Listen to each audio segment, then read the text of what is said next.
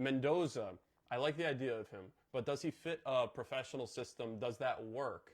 Or do you want to go for an athlete the way that a lot of these first overall picks have been recently, Caleb Williams and such? I'm going to tell you why I love this, and I love the position that they have put themselves in. Yeah. Because Mendoza is clearly a top talent. Yeah. He's the best quarterback. Mm-hmm.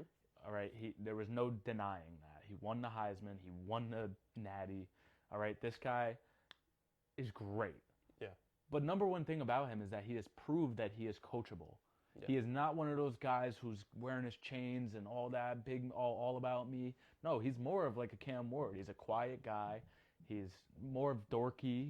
He's not really like a big personality. Yeah. But he praises God. He listens to his coaches. He came from a small school, and then like in the next year won the Natty. He does things the right way. Like he really does do. He's a class act. I think Yeah. it's a great guy to have in Vegas to be the head of your franchise.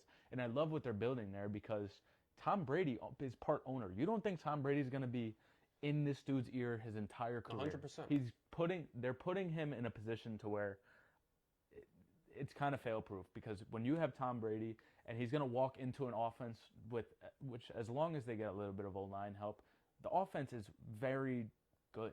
Like they have their tight end, they have their running back. Yeah. If they do an offensive line at least somewhat decent, and then I mean, receivers are replaceable. Like, you go in free agency, you go get a receiver that fits your scheme. And you can find a diamond in the rough anyways, right? And you can 1,000%. draft a guy Receivers in the come second every round. year. These are I say things this all that the are time. replaceable, like you There said. is about 40 good there's about 30 good receivers in the NFL. Mm-hmm. There is like 8 to 10 good running backs and like 4 good tight ends. Yeah. You already have the top tight end. Yeah. You already have a great running back, young, and that's another thing. They're all young. You're building a trifecta on offense. You go piece it up with receivers and an offensive line, and now the only thing you have to worry about is defense. Yeah, and I think you search in that situation for kind of experienced receivers, right, to bring that group together.